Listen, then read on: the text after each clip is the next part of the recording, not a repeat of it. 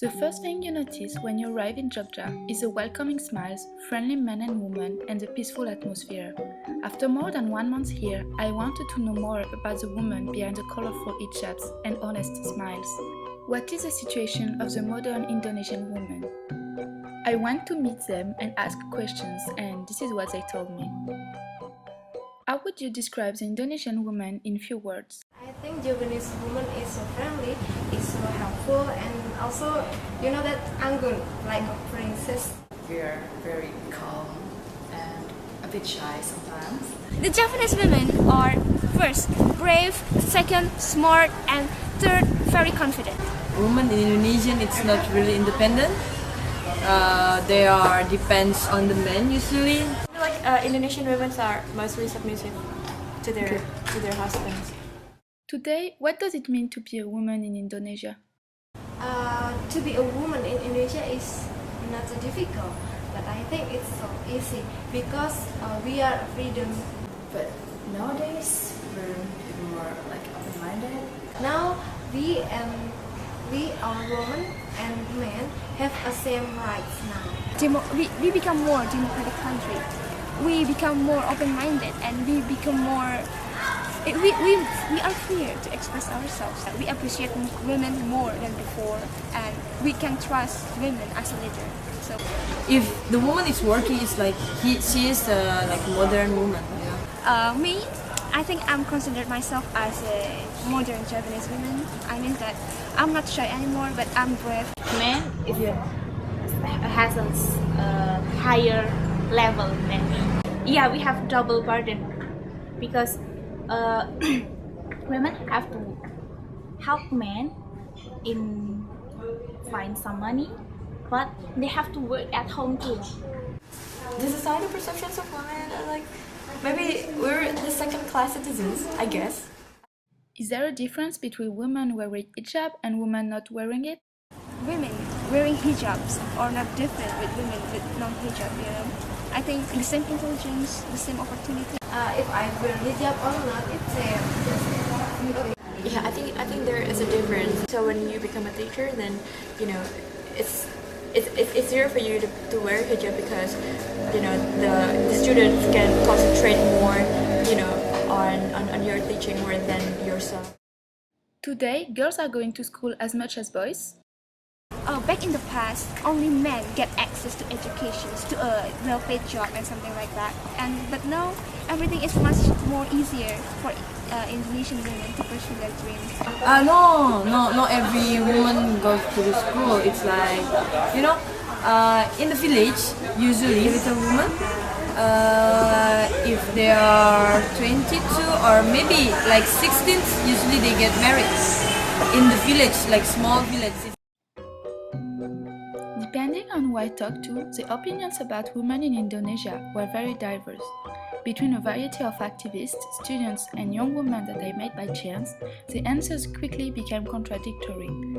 So, I quickly realized that although at first the Indonesian women may seem very independent, in reality things are very different under the surface.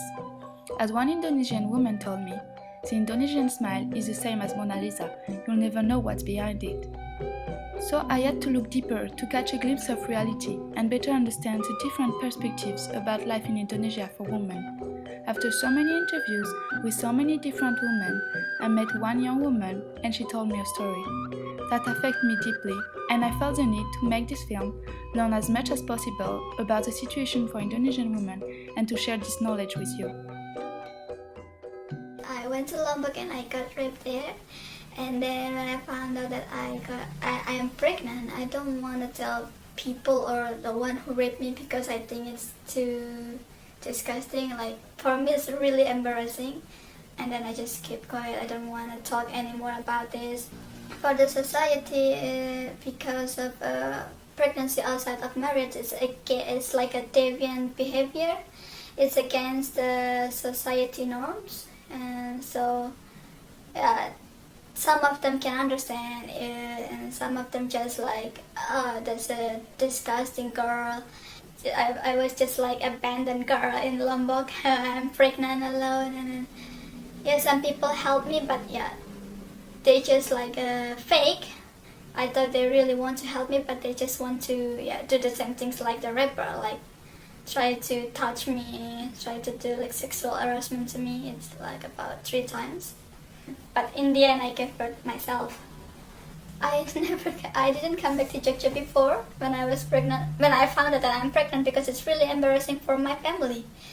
My father is a imam or haji, a fanatic Muslim, really strict.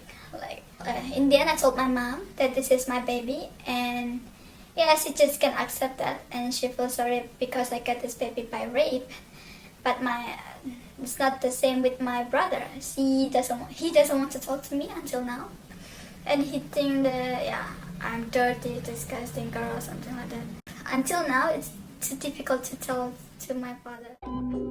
This young woman of 23 years old is not the only one in this situation. There are too many women in Indonesia who suffer the same destiny.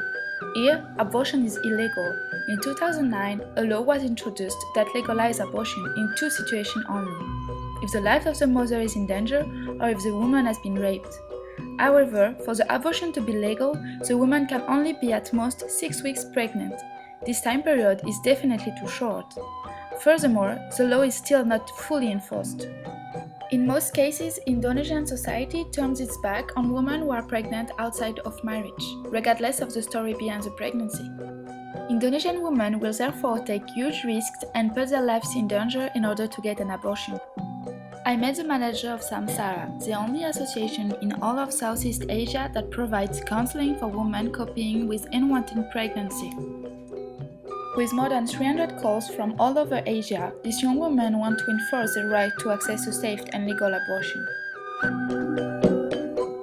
2008, so we start with a pre-abortion counseling. So we want to make sure that women who had unwanted pregnancy, they will go through pre-abortion counseling before they decide whether they have to continue adoption or abortion. The pre-abortion counseling is like to support women, to empower a woman in making decision.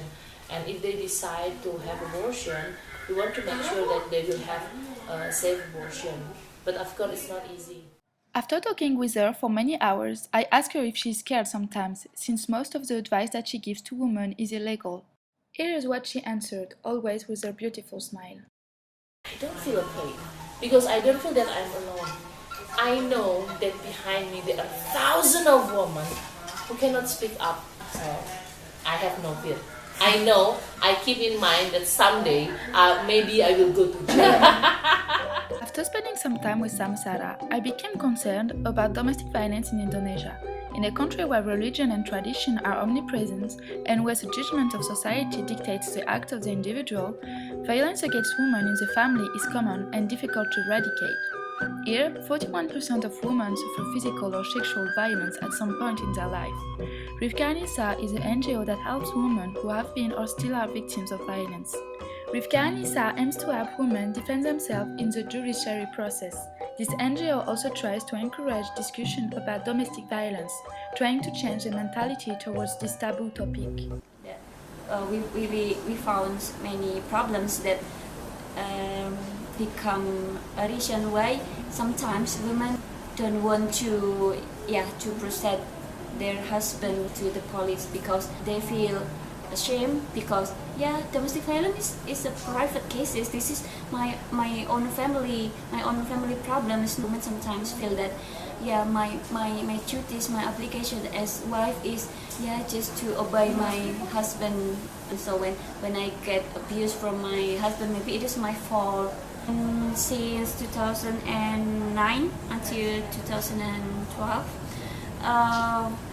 we analyzed and we found that the most reported cases is wife abuse. Indonesia, in Jogjakarta, it is still controversial because some people say that it is normal, it is allowed. It is based on your faith, it is based on your religion. You have your own belief. When the woman reported to the police and the police officer just tell that they are your husband, so what's problem that your husband want or force you to do that.